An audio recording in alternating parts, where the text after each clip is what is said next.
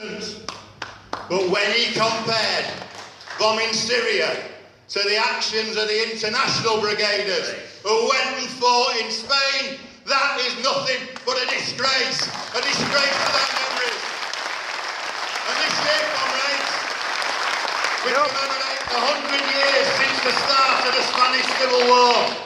And we need to make it loud and clear that we still remember them brave men and women who went and fought in Spain, some of them still there laying under Spanish soil. And we need to say we're not accepting that comparison by Hilary Benn, because if you want a comparison to what it's like, it's more akin to Hitler and Mussolini's air forces bombing the Spanish Republican lines than it is to what the international brigaders did.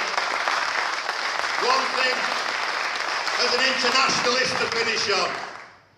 and that's the fact that we talked about the support that came to the miners during the strike.